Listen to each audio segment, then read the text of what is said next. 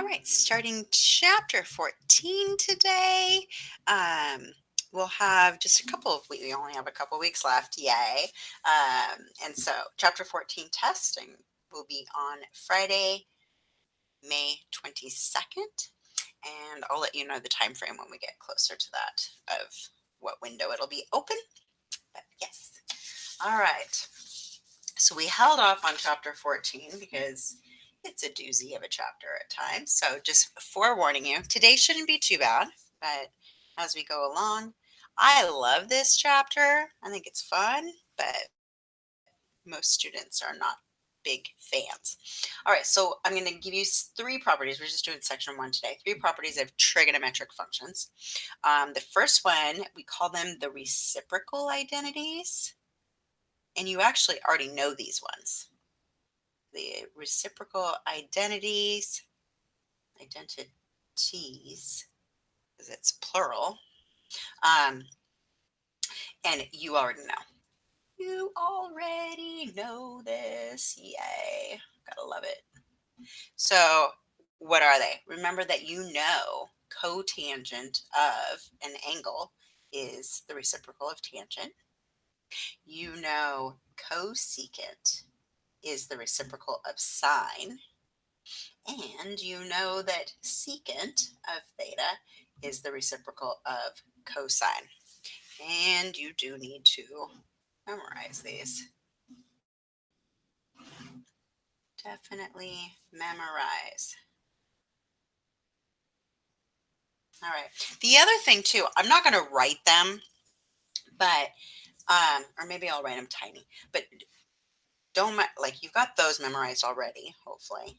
It's not that you need to like write out a list of 100 things you need to know, right? But know that if cotangent's the reciprocal of tangent, tangent is the reciprocal of cotangent. Yeah, that's also a true property.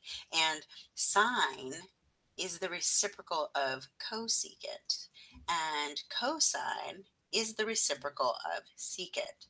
So I honestly, I wouldn't write these also. Just know when you're doing these identities and stuff that this is also, these three are also very true statements. If one is a reciprocal of the other, then we can do that.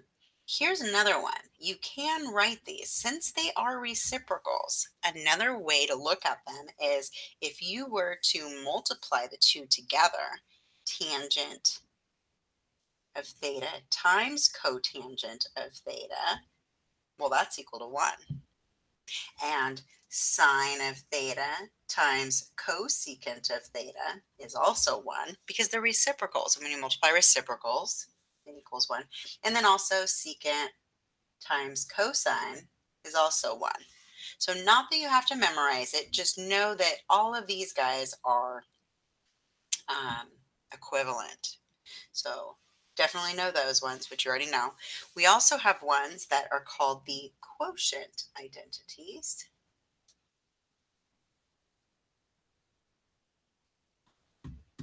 And that is that tangent of an angle is sine over cosine.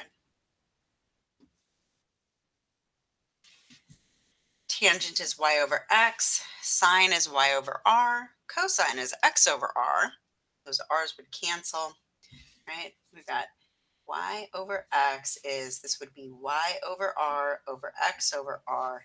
Your r's would cancel, y over x equals y over x. So tangent is sine over cosine. Cotangent is cosine over sine, which you can think of it as it's the reciprocal of this guy, or you also can go, oh, look, x over y is what cotangent is. Cosine is x over r, and sine is y over r, and those r's cancel. And so there we go. Quotient identities. Definitely have to memorize those ones too. Yeah. All right, and then we get to the super fun stuff, and that is the Pythagorean identities. All right, so here are the Pythagorean identities. Super important. We are going to use these a ton this year and especially next year and the year after. So the Pythagorean identities are, there's three of them. The first one is sine squared plus cosine squared is equal to 1. I've kind of hinted at that a few times. So as long as these angles are the same, when you square sine and you square cosine and you add them together, it's equal to 1. 1 plus tangent squared is secant squared. And the third one is 1 plus cotangent squared is cosecant squared. You got to memorize those two. These are super important. We're going to use them a ton, and especially in calculus and stuff. I'm going to show you where these come from, because if you brain fart, you know, then you can always get them. All right, so Pythagorean identities. You know that, why are they called Pythagorean identities? Well, we call them Pythagorean identities because from Pythagorean theorem, if you've got this triangle of x, y, and r, here's what we know. I know that x squared plus y squared equals r squared by Pythagorean theorem. That's why these are called the Pythagorean identities. So that's just Pythag theorem, right? Well, what happens if I divide everything by r, both sides of the equation by r squared, which means I'm dividing everything by r squared? Well, I'd get x squared over r squared plus y squared over r squared equals r squared over r squared. Well, I can rewrite this x squared over r squared as x over r quantity squared. Yeah. And I can do the same thing with y squared over r squared. That is y over r quantity squared. And r squared over r squared, that's 1. All right, one more step, and that is x over r. That's cosine. Let's see if this is theta. Yeah. Cosine of theta squared.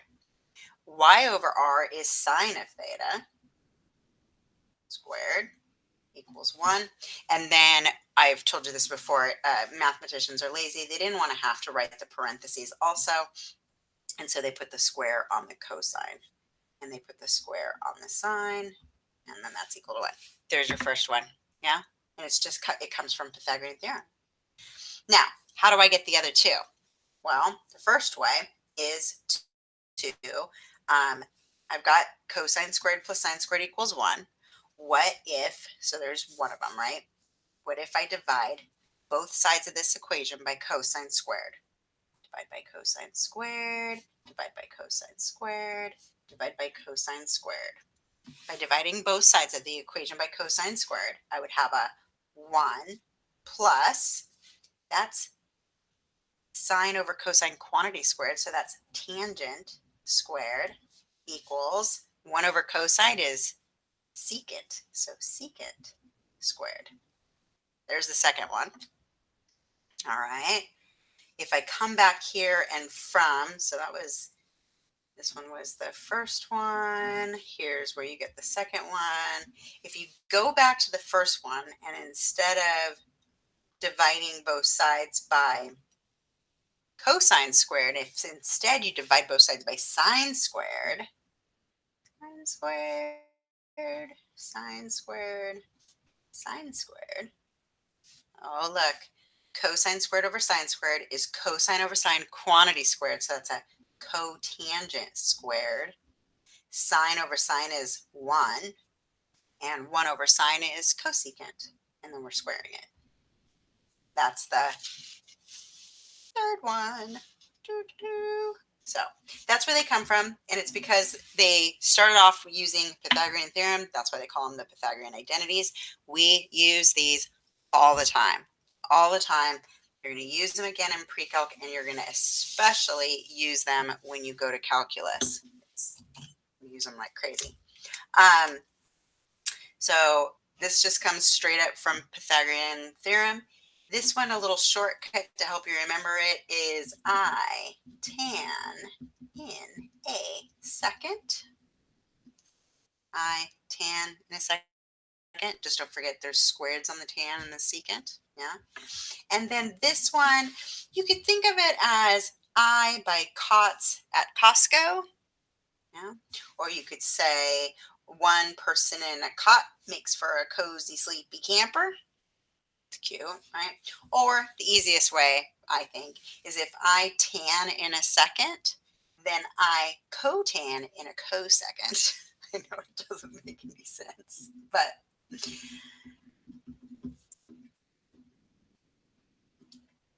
gibberish, but whatever. So if I tan in a second, I co-tan in a co-second. Whatever it takes to help you memorize it, because listen, I realize that, um, you know, you're taking a test at home, and so, but you need to know these for next year also. So, okay, so here's those Pythagorean identities, and now keep in mind you can rewrite these. So these are the three I would memorize, but just know in your head that if signs, so you can rewrite, and they are the same thing. If sine squared plus cosine squared equals 1, you could subtract sine squared from both sides. So cosine squared is 1 minus sine squared. So you might see a 1 minus sine squared somewhere, and then oh, hey, I can replace it with cosine squared because it's equivalent. You could have, instead of subtracting sine, you could have subtracted cosine squared from both sides, which will give you sine squared is 1 minus cosine squared. All of these are equivalent. Yeah. And the same thing goes with here. If you've got 1 plus tan squared equals secant squared, if you subtract secant squared from both sides, I'm sorry, if you subtract, you could do that too, but if I subtracted, well, let's subtract 1. Tangent squared is secant squared minus 1, because I just subtracted 1 from both sides of the equation. Or you could go and subtract tangent squared from both sides. 1 would equal secant squared minus tangent squared. And there's more ways too. And you can do the same thing with cotangent and cosecant with this guy. I'm not going to bother rewriting it. Just keep in mind that if you see some kind of thing that has parts of the identity, look and go, oh, could I have rewritten it? Is it equivalent to something else? All right, let's look at an example. We're going to transform sine of x times cotangent of x into cosine of x. Now, here's the other thing. You notice that I used theta in all of my ways that I wrote the things to memorize. Here I'm using an x. We can use any variable for your angle. And in fact, you're going to see a lot of them in here. We can use theta. We can use a capital A. We could use X. We could use a capital B. You might see a phi. You see lots of Greek letters. You could see any. There's so many. Doesn't matter. You're just using a variable to represent the angle. All right, so we're going to transform this guy into this one, which means we're starting with this. So sine of x times cotangent of x. What is that equivalent to? Well, I know cotangent by the quotient identity that this is equal to, so I still have the sine of x in front, and then times cotangent of x using the quotient identity is cosine of x over sine of x. Yeah, and then multiplying these guys, it's like a sine over 1.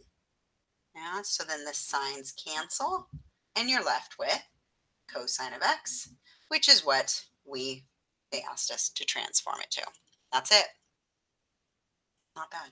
That's really what you're going to be doing a lot of this chapter, is manipulating an expression, just rewriting it using the identities. What else is it equivalent to? Things like that. All right. How about let's transform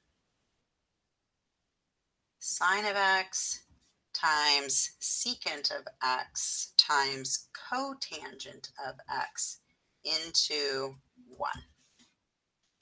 You're just going to use these definitions, these identities, and you're just going to rewrite. So sine of x is already in terms of sine of x, right? Secant of x, I would write it as its reciprocal. Secant is the reciprocal of cosine. So it's like a 1 over cosine of x.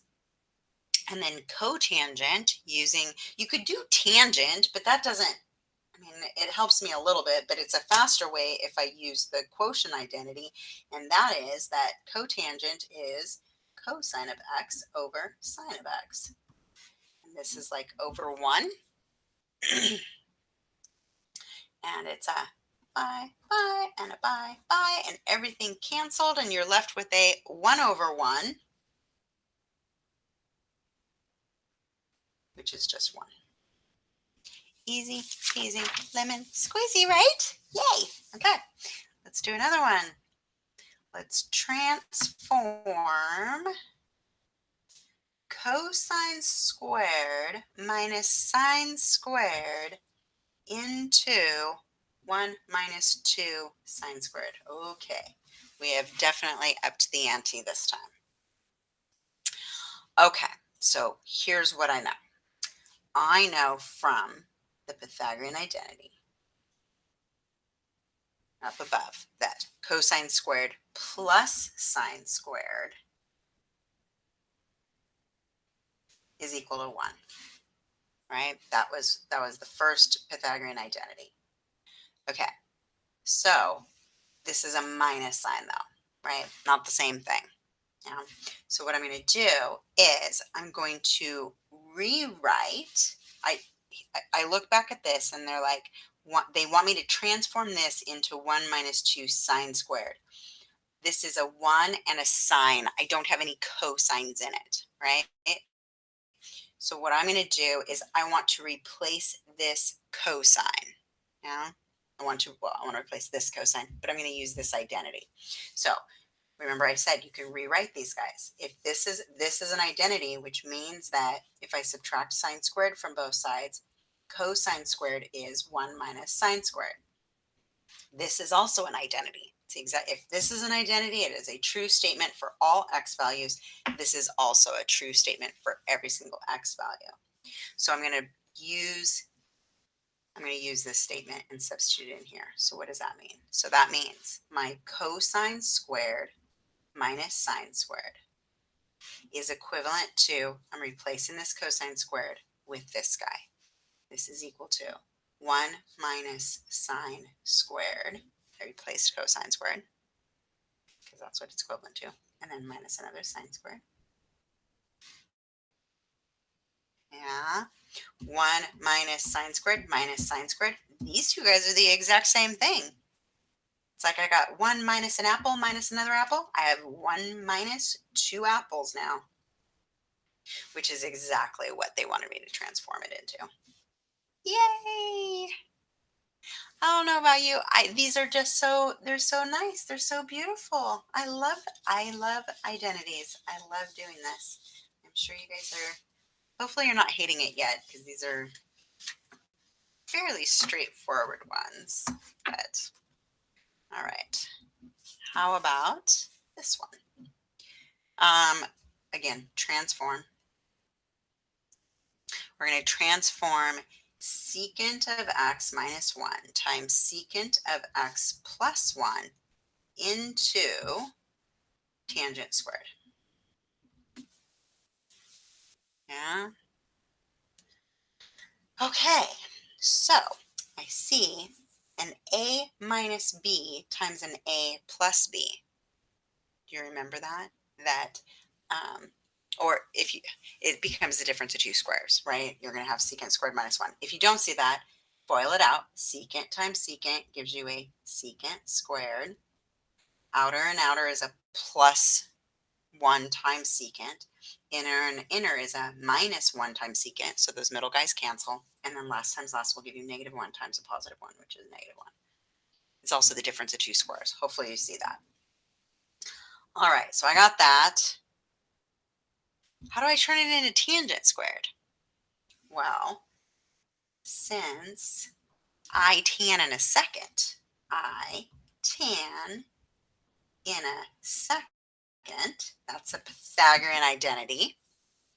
What's secant squared minus 1 equal to?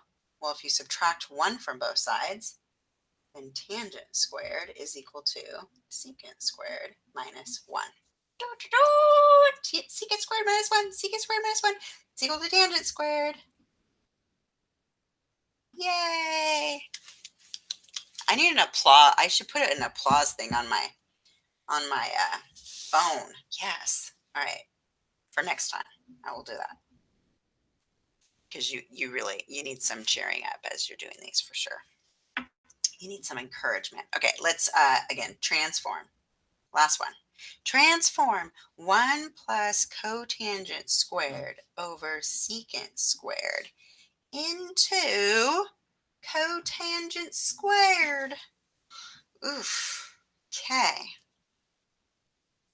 Well, what can we do? What can we do?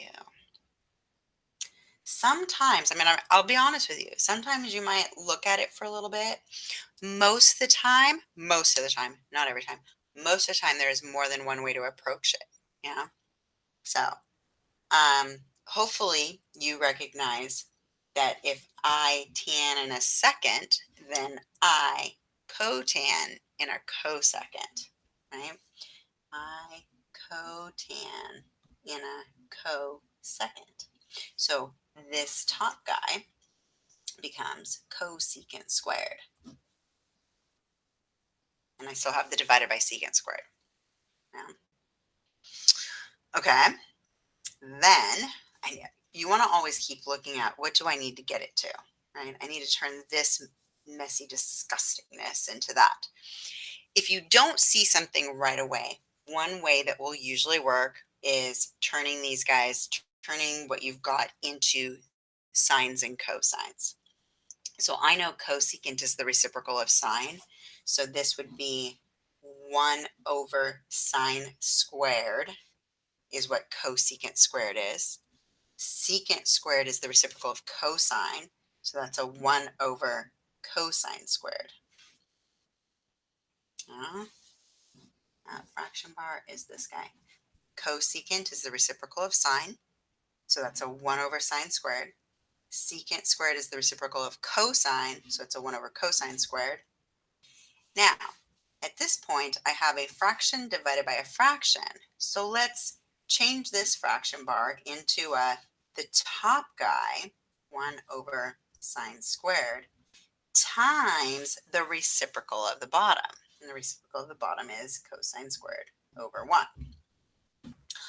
Oh, so nice, right? Because now when you multiply these guys, that's cosine squared over sine squared, which you don't have to show me this step, but it truly means that it's cosine over sine quantity squared. Not that that step is necessary, but and then cosine over sine is cotangent squared, which is what they wanted me to show. Check. Yay. All right. Take a deep breath. It'll be okay. I love these ones. They're so fun. It's okay if you're hating them right now. I understand. All right. You guys have a good day. Bye.